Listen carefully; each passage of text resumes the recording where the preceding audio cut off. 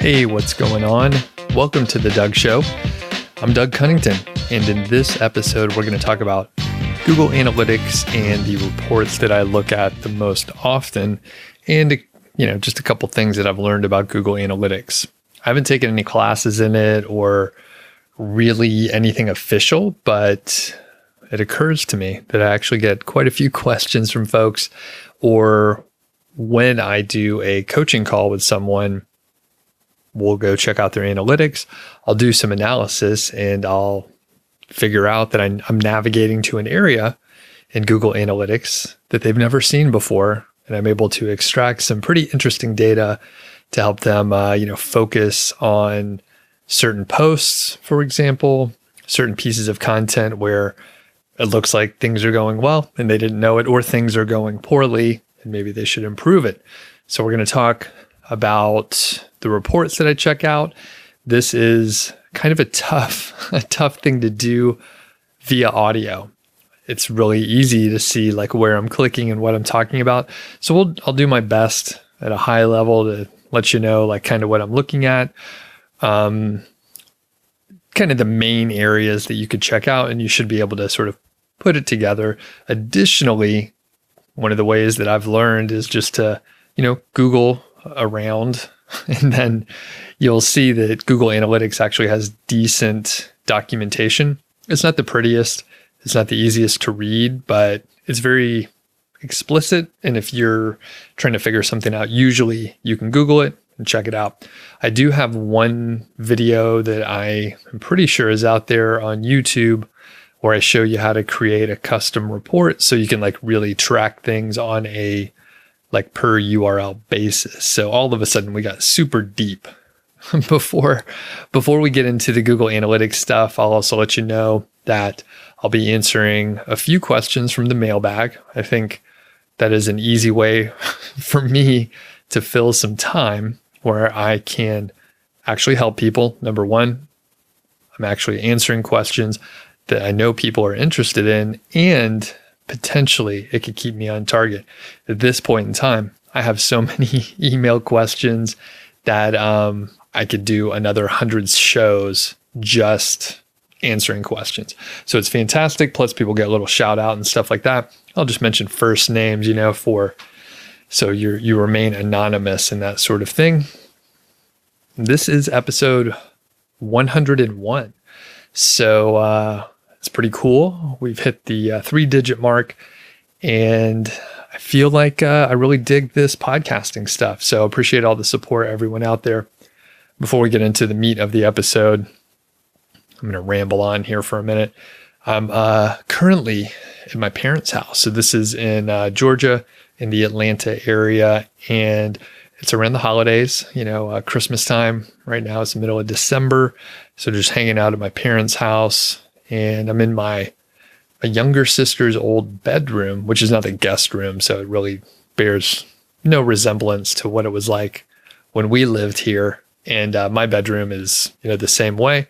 But this here room that I'm in is the guest bedroom, or at least the nicer guest bedroom. Technically, there's room for someone to stay in the other, my old bedroom, but it's just a single bed. I like to stretch out. So anyway, it's nice and quiet in here. The color scheme isn't exactly what I would choose, but it's not unpleasant. It's nice for some fresh paint in here. My dad just repainted a lot of the room, so it looks good in here. Looks real nice. And ergonomically, though, not doing that awesome. I have my laptop on the bed. The microphone's sort of propped up on the bed, and I am kneeling down. So I don't know how I'm going to last in this position. I'm going to try not to like jostle the microphone and like bat things around here on the bed. I just knocked over my water bottle, so I'll try not to do that again. I do have a small desk that I could actually, it's a fine desk. It's the area where my dad has his computer, and I was sitting there, but he needed to do some things, and it's quiet here in the room. So I was like, I'll just ditch the desk for a few minutes and record this podcast episode. So it was a long drive. It was a long drive from Colorado to Georgia, but it's one that I've done many times. I'd have to figure it up. I've probably done that drive or a similar drive roughly 10 times. So the first time that I drove from Georgia to Colorado was back in 2002. It was a different time back then. Gas was cheap. I had so much hair. I was in college and I was driving out to the Rocky Mountain National Park for the first time. I actually had never been to Colorado up until that point, but I signed up to work there for 3 months in the summer, and it was fantastic, sort of changed the trajectory of my life. Now I live very close to that place that I drove to. I didn't think my path would swing back over there, but 18 years later, it did. So I live very close to where I worked back then. And in fact, I'd visited there, I think almost every single year since I worked in that summer of 2002. I think maybe I missed 1 year when we first moved to Bozeman, Montana, and we were like, hey, we're already in the Rockies. The mountains are awesome here. There's no need to drive down to Denver or Colorado in general.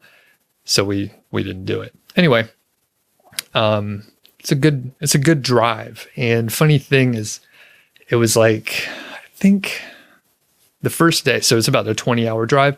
I divided it up over 3 days, so I didn't have to, kill myself driving, just me and Georgie in the truck.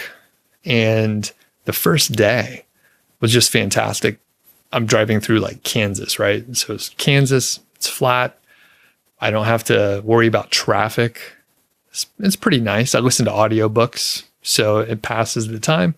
And it was super easy the first day. Most of the second day, also super easy. Still a lot of, sparsely populated areas, but traffic was picking up a little bit. By the time I hit, I got through a few big cities. So Kansas City, got St. Louis, and then there's not too much until you get to Nashville. And then there was quite a bit of traffic in Nashville. As soon as I hit the Atlanta area, the traffic was a nightmare. I'm not going to complain and rant here, but I think I'm going to talk to some more people around here in the Atlanta area, but I'm pretty sure traffic is much, much worse than it was just 4 years ago when I lived here. So, like I said, I'm not going to subject you to me complaining about traffic. That's just silly. Maybe some other time. And we can move into the meat of the episode, which is Google Analytics. So if you're completely unfamiliar with Google Analytics, it will give you information about visitors on your website. It's free. It's a great way to just track analytics about visitors on your site. It gives you a ton of data. It's far more powerful than most people give you credit or give it credit for. And the other cool part is it's like the de facto analytics platform for people to, if you're selling your site, for example, people will want to check out Google Analytics. You can give them just viewable access, so they can't make any changes. They don't have any admin rights. They can't edit anything, but they could view what is going on your site. So Google Analytics is probably one of the first things you want to get rolling on your website. Again, tons of data, and it's free. I won't get into the nuts and bolts of installing Google Analytics, but I will just quickly mention I typically use the small one line of code. It's just a script. And in the themes that I use, it's pretty easy to just insert a script. Most premium themes will support that. So you can insert the script. Sometimes you can input your Google Analytics ID tracking number or whatever it is into the theme, and then it places the code in the proper place. So if you don't have that capability in your theme, it's okay. You can still probably figure out how to install the line of script there, the line of code of the script. But I don't necessarily recommend that you use a plugin to do this. Yes, there are some plugins that allow you to do it, but I don't really like to install plugins if there's another way to do it. it's usually probably a little bit more efficient and won't slow your site down as much. I'm splitting hairs here, but you should probably figure out how to do it without using a plugin, even though there are plugins that will do this for you. So just quick note on that. Like normal, you could probably just Google this and there's videos and instructions on how to do it.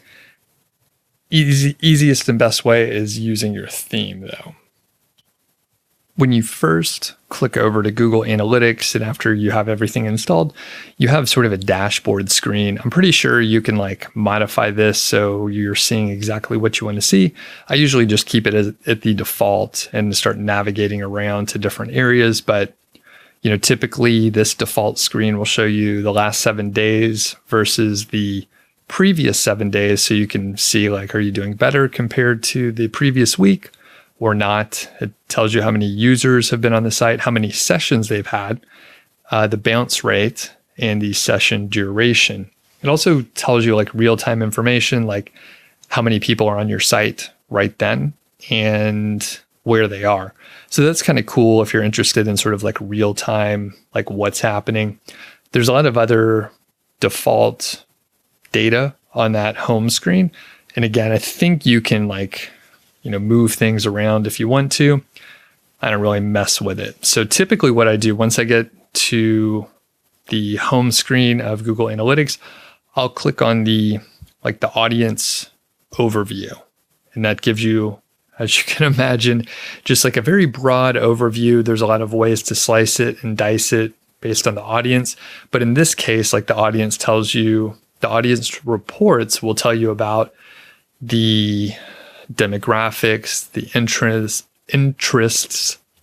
tough word for me to say right now, apparently, the geography and some of the behavior and stuff that's going on. So you could also see like, are people on, different browsers, different technology, or are they on mobile, what kind of device and all that kind of stuff. So I usually just hop over there, get a quick handle on what's going off. The next two areas are where I spend the most time. So that is acquisition. That will tell you where the visitors are coming from. So you can see, is it organic search traffic? Is it social traffic, referral traffic, like from other websites? Also direct traffic is listed. A lot of times that is like where someone has typed in like nichesiteproject.com and they go directly to your site or a specific page. The weird thing with direct traffic is sometimes direct traffic is sort of classified that way, even though the traffic comes through some other source, like maybe referral or search. Because like I said, I've seen like direct traffic be much higher than I would expect. And sometimes, like for example, on Niche Site Project, I think a lot of my traffic that comes in through my email list is attributed to direct traffic, even though I am sending them there through an email link. Now, I believe I can set that up in a specific way, but to make sure it's like counted as email traffic, but I don't know how to do it and I haven't researched it. I don't find it hugely valuable like for what I'm doing. Maybe it would give me more insights, but I just assume the direct traffic is coming from like email. So from there, this acquisition is pretty cool because you can see like the organic traffic coming in, which is quite interesting. And then you can classify and sort of slice and dice and filter things in a certain way. Once you get to the screen again, it's easier to see in a video, which isn't super helpful because I actually don't have a video on this. But what you can do is change the secondary sort of filtering here to the landing page. So then you can see which pages are getting organic traffic, and then you could rank them and sort them by, descending order. So you can have like the highest traffic pages listed right there. The other cool thing is it gives you data on some of the areas I mentioned before. So the bounce rate, the average session duration, the amount of time on that page, and so on. So very cool there. Another thing that I, ended up reviewing here is I did a lot of testing and just experimenting with social traffic, specifically Pinterest. And in this case, I would go to the acquisition, I would go to all traffic, and I'm describing like where you would click, and then I would go to channels and then drill down for social traffic. And then from social, it will drill down farther into like YouTube, Facebook, Instagram, Reddit, Pinterest, Twitter, whatever. So you can see how much traffic you're getting from these different referral sources. So you can see like, oh, YouTube is bringing in a lot of traffic. And by the way, that's exactly what I did, 2-3 years ago. I was like, oh, holy shit, I'm getting a lot of traffic from YouTube, and maybe I should do some more YouTube stuff.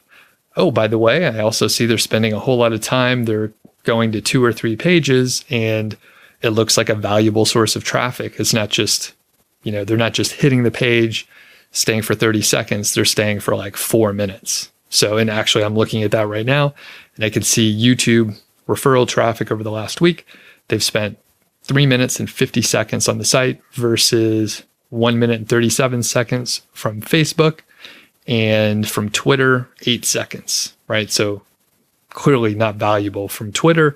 I spend no time on Twitter, which kind of makes sense. I mean, if I actually did anything on Twitter, then I would expect to see a little bit, I would see different metrics from there. So anyway, acquisition is very valuable because then you can see, hey, 50% of the traffic is coming from organic search and another 50% is coming from social or whatever. And you could drill down, figure out where you want to spend time. Additionally, this next area, behavior. So again, this is one of the other key areas I check out. So if you look at behavior and then overview, you'll see the overview of the behavior, but it drills down in this case on the pages. So I could see the URL slug where people land and just the the percentage, the amount of traffic for each one of those landing pages. So it's pretty cool. And you could quickly see like, oh, most people are landing on the homepage and then these 2 or 3 other like really popular pages. Very valuable. Again, you could just see specifically what topics, what pages people are spending time on, what's drawing them in. And then in a similar way, I believe you can sort and filter. Once I drill down to a specific page, then I can add a secondary dimension of where that traffic was acquired. So it's kind of the inverse of what I was just talking about. So I won't repeat myself there, but you can basically see like this page is getting a lot of traffic. That traffic is coming from social or it's coming from organic, for example. So the other area in behavior is site content. So I'll go to site content and then all pages, and then I'll be able to see, all the data there based on what the URL is. Again, you can see the number of page views, the unique page views. So it's like if it's the same user or not. So some people look at the same page again and again, which is cool. It means they like it. You can also see the average time on the page, the number of entrances, the bounce rate, the exit percentage. And if you are somehow tracking the page value, if it's an e-commerce site, for example, then you could assign a value for like that page that's pretty advanced. I could, for example, we're going to dive deep here, so buckle up. I could, for example, have a specific value based on data for visitors that land on my site. Now, I don't have that kind of data. And frankly, it sounds kind of, it sounds very, what word am I looking for here? It's very clinical. It's sterile, right? It's like, okay, someone lands on the site. How much are they worth to me? I don't really view it like that. You can make some weird decisions if you start looking at people as, $1 per person on the site. Then you start doing anything to get people on your site. So I don't view it that way. I don't have a page value assigned, but if you had an e-commerce site and you were like running ads, that would be super valuable to understand like how much that page is worth to you. So again, we went really deep there quickly, but again, the cool thing is you can see like, hey, these pages are getting, X amount of traffic per month. You can slice and dice based on the date. So you can take a look at the last 7 days. You can take a look at the last 5 years or whatever. A lot of times what I'll do is have a look at, a quarter, for example, compare it to the previous quarter or compare it to the same quarter last year. So I could see how things are going like year over year. So very valuable. And you can see that in an aggregate level altogether.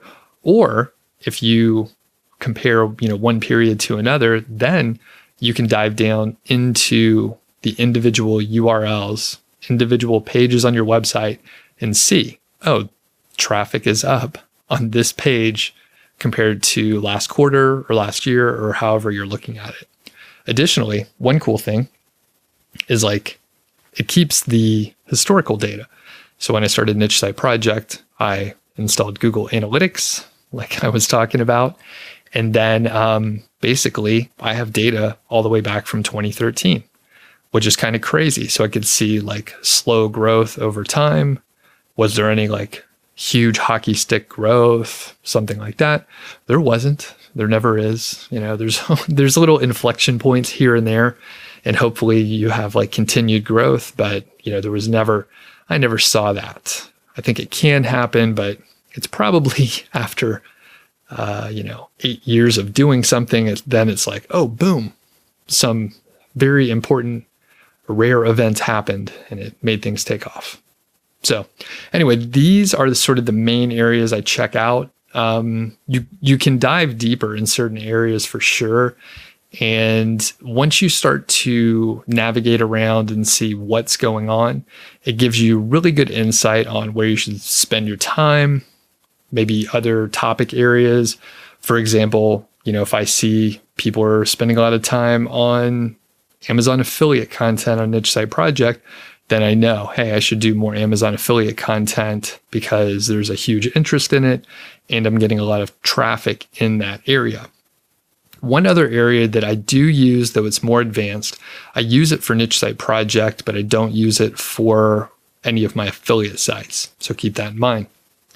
I do have a goal set for people that sign up for my email list so that I can understand like if traffic comes from, we'll just say organic search traffic, how, what the conversion rate is for people entering my site, how many of them actually sign up for the email list and then like confirm via email that they want to be on the email list and then land back on the page. So I have a couple conversion things set. And in those cases, you just have to, work through setting up and assigning specific pages as a goal. So fairly straightforward. This is one of the times where I just referred to Google Analytics and the documentation on how to set up goals and conversions so I can see very easily, does this traffic coming from this traffic source convert better? All the data that I mentioned before, the average time on site, the number of page views, the bounce rate, all that sort of information, I could see that too. So it's super valuable because at some point in time, a couple of years ago, I saw that I was getting some YouTube traffic. I was doing some YouTube videos, but I noticed, oh, holy shit. People from YouTube sign up for the email list at something like a 5x multiple compared to all other traffic. So even though it was a smaller amount of traffic coming from YouTube, it's a little tough to get people to leave YouTube. But if you can, at least in my case, they were very engaged and they enjoyed the content. They enjoyed like getting content in a different form and the resources that I had available by signing up to my email list. So at some point in time, I decided I'm going deep on YouTube And I started doing a bunch of terrible videos, and slowly they got a little bit better. And I wouldn't have known this, right? I wouldn't have known because from a sheer number standpoint, the traffic from YouTube isn't, remarkably high. However, one thing that it cannot tell you is maybe someone watches a couple of YouTube videos, they never subscribe, they never go to my site, but sometime in the future, they, Google something related, they do end up on my website, they remember me because they watched a few videos, and then they sign up. Now, I think that's probably a minor number of people, but I know for a fact it does happen. At some point in time, when I started doing more and more videos, I was getting emails and people said, hey, I watched a few of your videos. That's why I signed up for your email list, blah, blah, blah. So conversions can be, very valuable in that way. Once you understand how to set them up and what kind of information they can give you, then you're able to potentially use some of these tools, some of this data in a different way. So I'm just mentioning ways that I've done it. Now, last thing I'll mention about Google Analytics, this is something that I've only started to do in the last year. So I started working online in 2013, and it's only been in 2019 when I started creating what's called custom reports.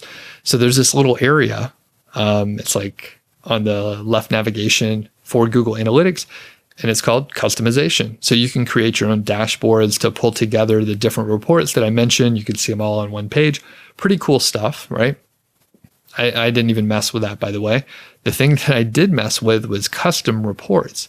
So in this case, you can set up specific reports for whatever you want. So you can display certain data. So maybe it's the time on site and the place that the person was referred from, how the acquisition, as I mentioned before, is the right terminology. And you can see specific pages. So for example, the reason why I started using the custom reports is I was making updates and improvements on certain pages on my affiliate sites, and I wanted to track the results. So I could look manually and, tease out the data, look at individual pages, but I wanted to look at, say, 30 different URLs and see how they changed over the course of time, and if whatever I was improving actually helped traffic. So fairly straightforward. That is the thing that I actually do have a video for.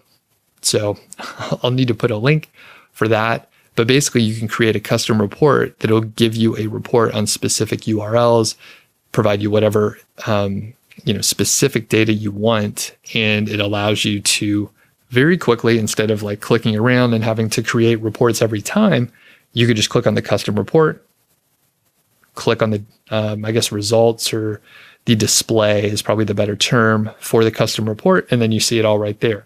So it's much faster. And like many things, you probably don't want to set up the custom report until you understand what data is important, what you want to look at. But if you're like, hey, I'm gonna be changing these 15 URLs, I want to improve the content on 15 URLs, then you would know, hey, these are the 15 I want to check out. So fairly straightforward, very powerful, and a huge time saver if you just want to understand, hey, how is this change impacting the traffic on my site?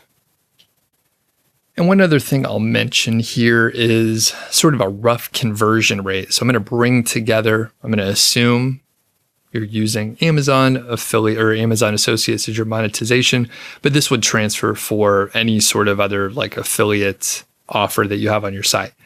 If you want to get a fairly rough conversion rate, then you can, based on the total number of users that land on your site, you can take the data from analytics. So you would know for a given period of time, we'll just assume 1 month, for a given period of time, you have X number of visitors on your site. So for 30 days, you have, 1,000 visitors on your site, for example. We'll say 10,000 visitors on your site.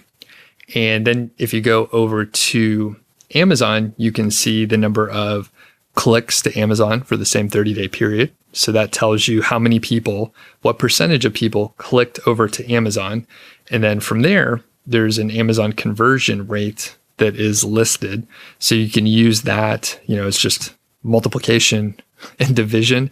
So you could put together the data there and then understand like, okay, if 10,000 people land on my site, 100 of them are probably going to buy something.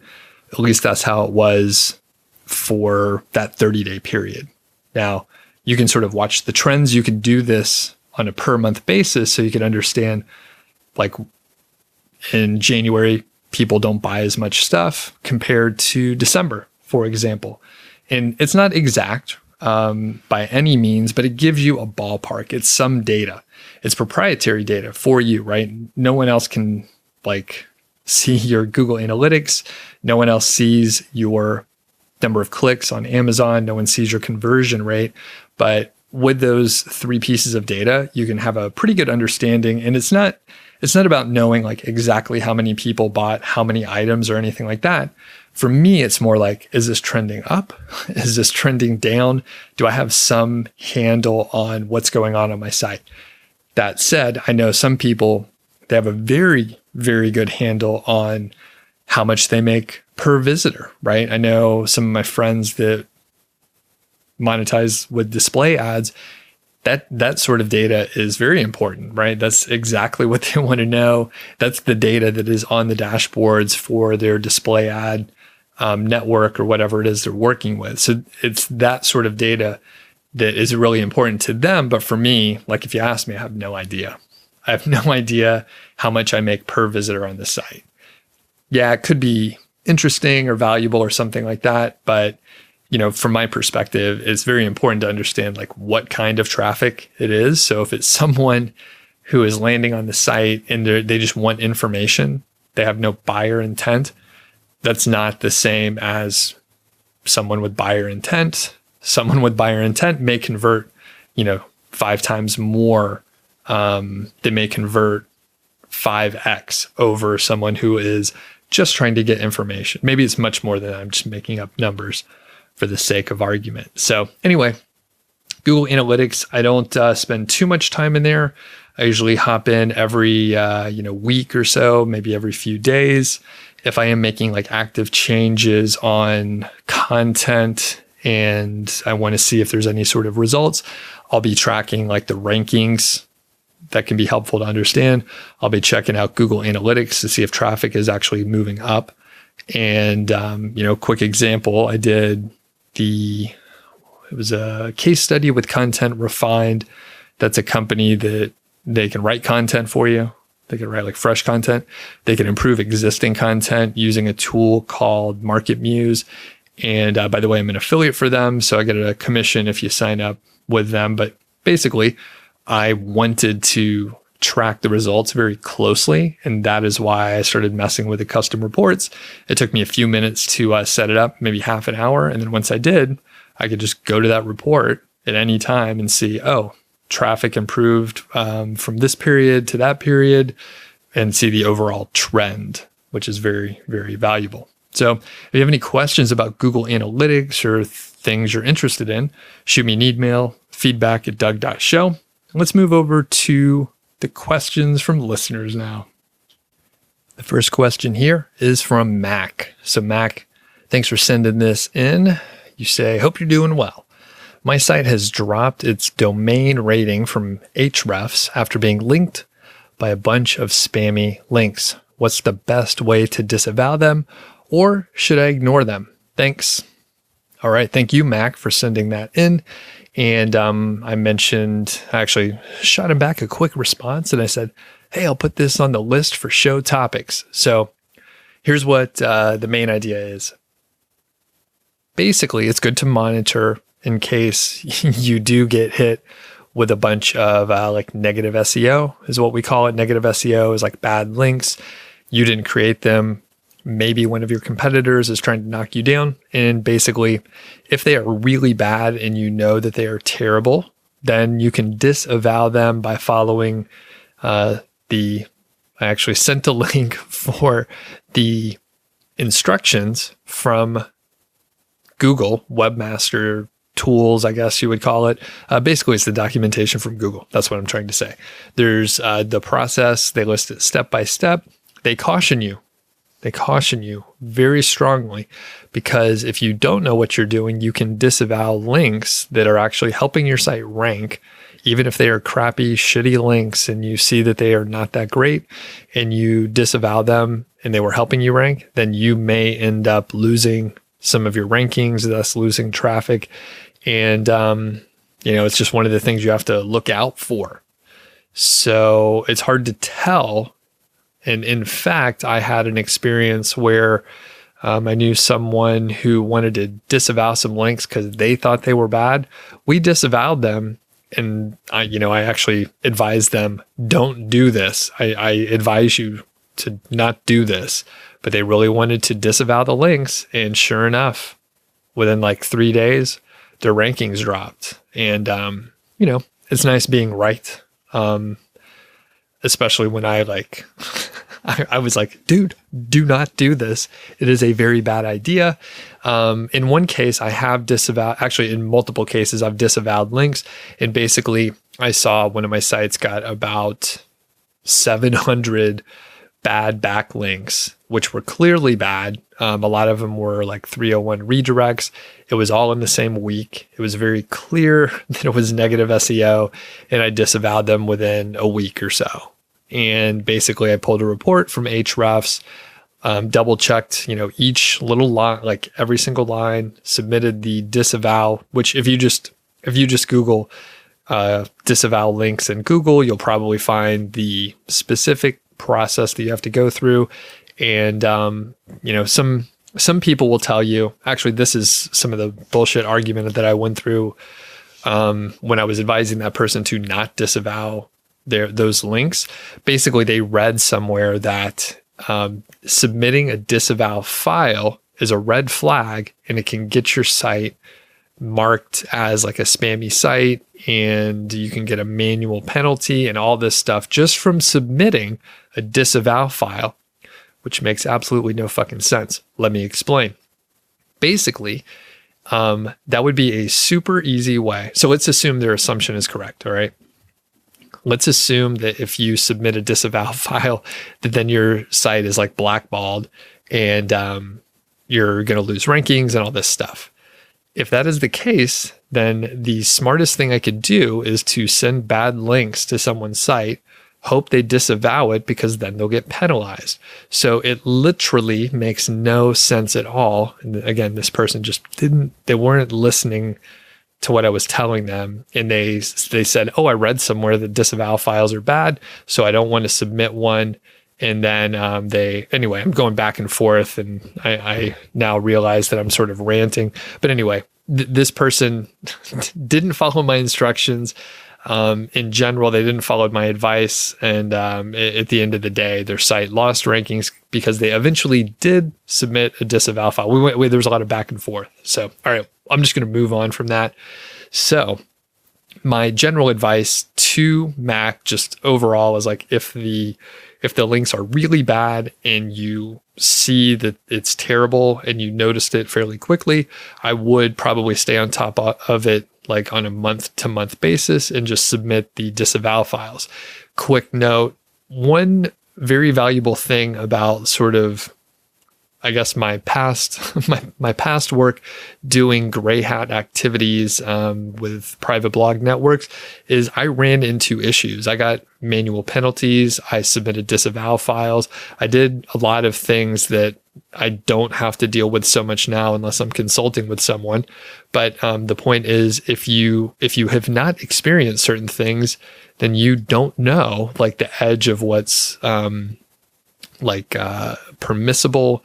You don't know how to submit a disavow file. So the people that are pure white hat and they've never experimented, they don't test, they have a knowledge gap. Like there's a knowledge gap in some of these areas where they just don't know. Like I know a lot because I fucked up in the past, and that is an extremely valuable thing versus like, oh, everything's just great. Everything's perfect here. And if you just do it this way, you'll be fine. There's value in testing things out. That said, be careful. Don't test on your main site or anything like that. These penalties are real. These penalties are real out there. So next question from Evan, and I just closed the window here. All right, I'm going to have to come back to that one in a second. All right, I found it now. So Evan says, hey, Doug, I just wanted to say hello and let you know that things are really ramping up for my niche sites using your methods. I am regularly having $100 commission days in Amazon now, which I can't believe. So that is $100 days in commission, not sales. So $100 days. So that's roughly $3,000 per month. Fantastic. Evan further says, I can't believe it. I now have 4 sites which are earning and 2 more in production.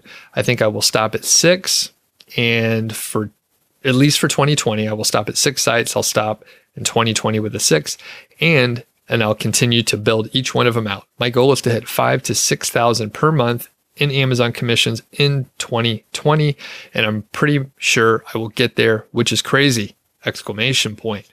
Anyway, a sincere thanks to you for what you're doing, and I couldn't be happier with the results. And I'm also sorry I can't make it to Atlanta. I'm having a meetup this weekend. That's what he's referring to. And he says, hey, if you're doing something in DC or New York City, I'll be there. So very cool.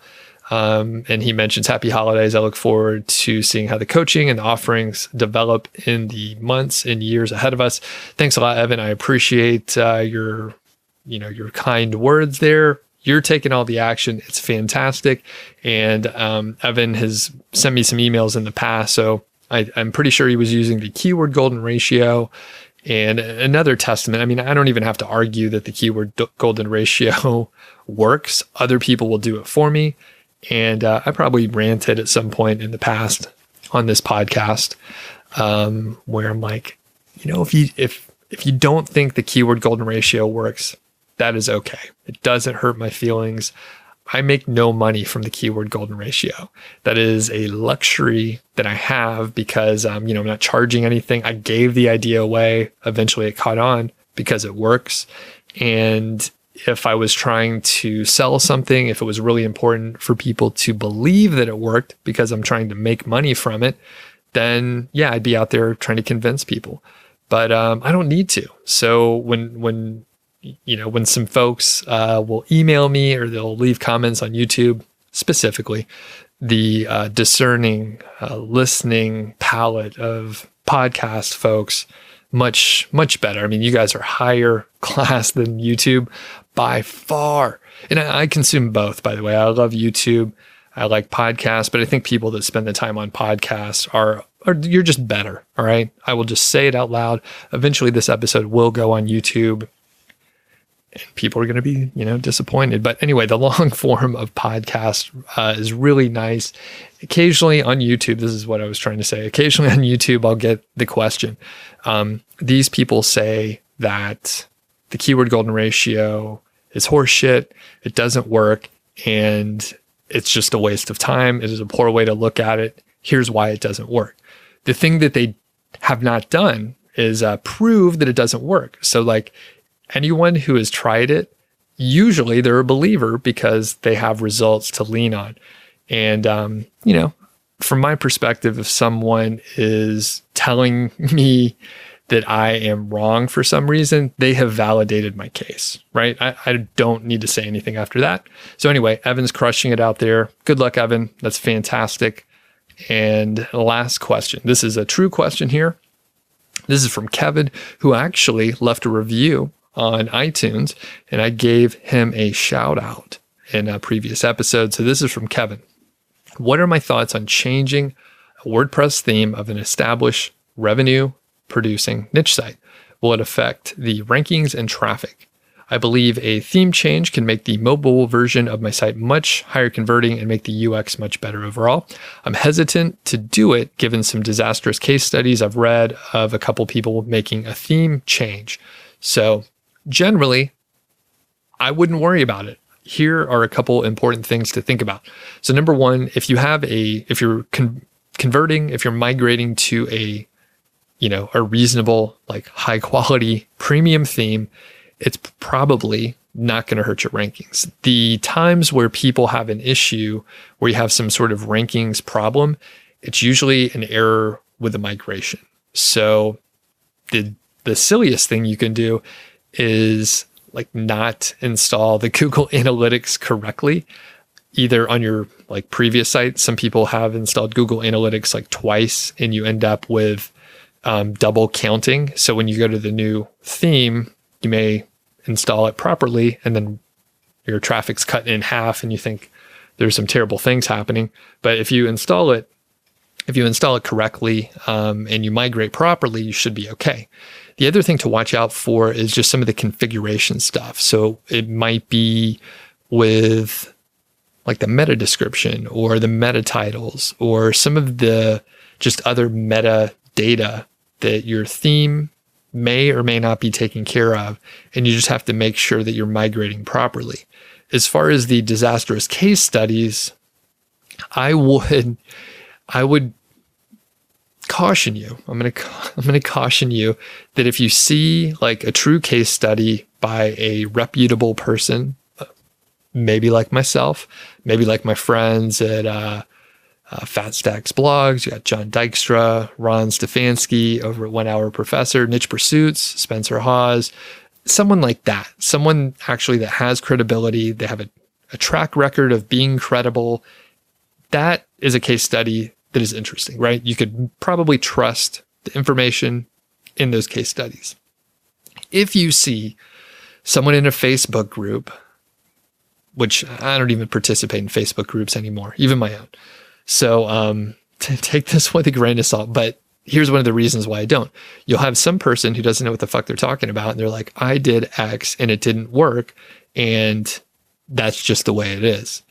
Yeah, sure, their one data point maybe is 100% accurate, but it's no way to, I guess, get information that is like true and reputable, because you just don't know who they are. Even if they talk shit in the Facebook group all the time, then, it doesn't necessarily mean that it's 100% accurate. So Kevin, to sort of answer your question here, as long as you are like thinking about the migration before you do it, where you go through and you're like, okay, here is configuration information from my previous theme. I need to make sure I transfer over the Google Search Console link up, the Google Analytics link up.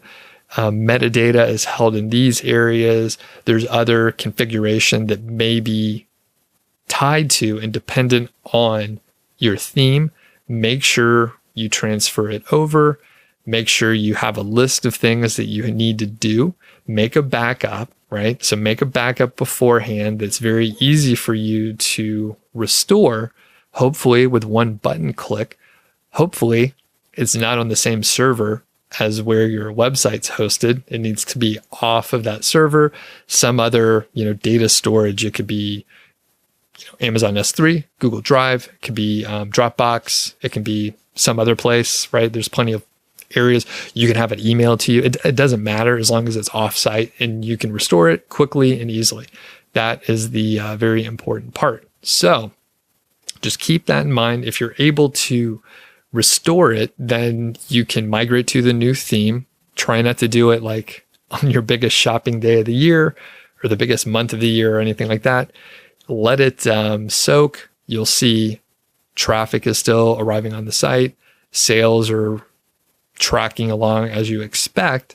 And then you can, rest comfortably that you've done the migration correctly.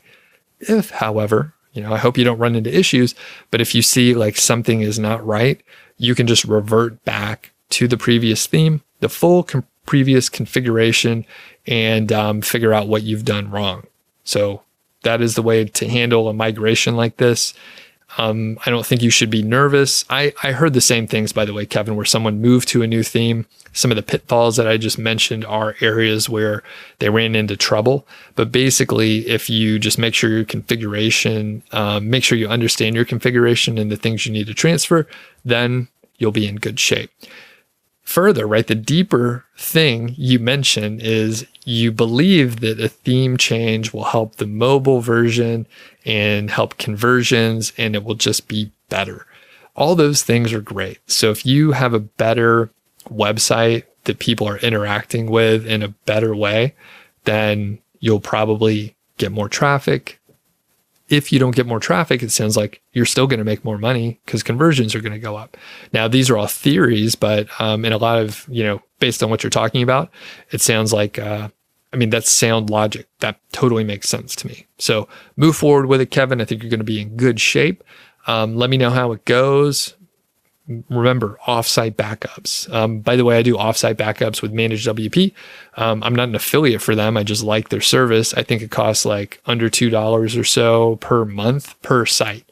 So I have a handful of sites, and I know that I can go make changes on my site. I can try to edit the database, and I have a daily backup that I can restore with a click of a button, and it takes under 5 minutes. A lot of times it takes 2 minutes.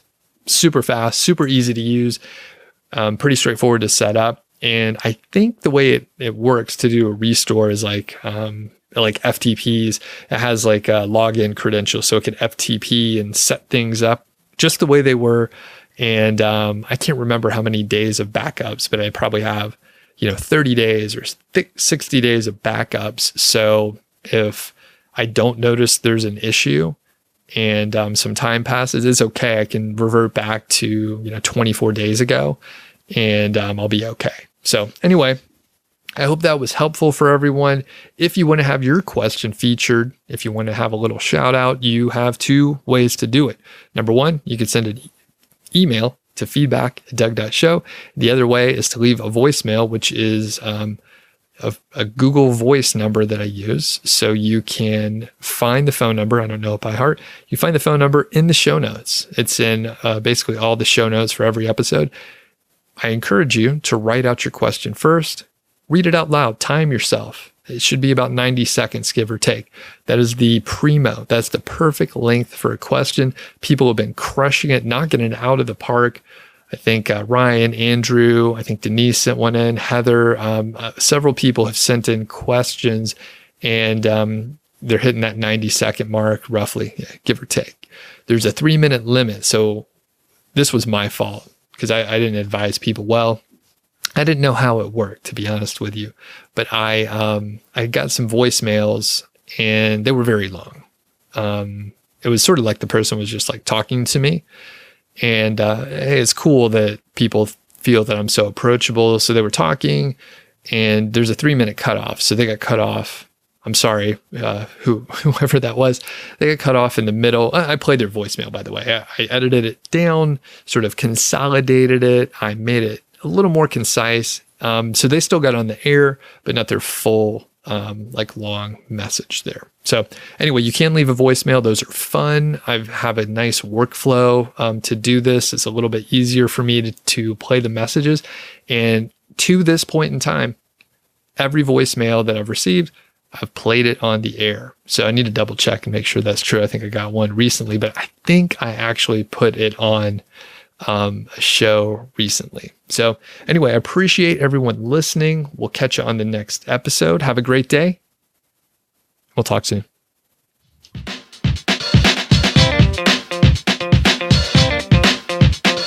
Thank you so much for listening to The Doug Show. I really do appreciate it. I'm just sitting here at my computer recording stuff, and you're listening to it, and I think that's awesome. If you enjoy the show and you know someone who maybe would be interested in it, please let them know. I think it would be fantastic if you help spread the word. If you are not signed up for the Niche Site Project email list, well, you're in luck. All you have to do is go to nichesiteproject.com, click the green button, enter your name and email address, and I'll send you a bunch of cool stuff about affiliate marketing, productivity, including all my templates. If you happen to not be subscribed to this podcast, please do subscribe, and don't forget, I welcome your questions. So you could send your emails to feedback@doug.show. I got that really cool domain, doug.show, that's it. So feedback@doug.show, or I'm going to leave my voicemail number in the show notes. So all you have to do is give me a buzz, leave a voicemail, and then I'll potentially put you on the air. So looking forward to it, and we'll catch you next time.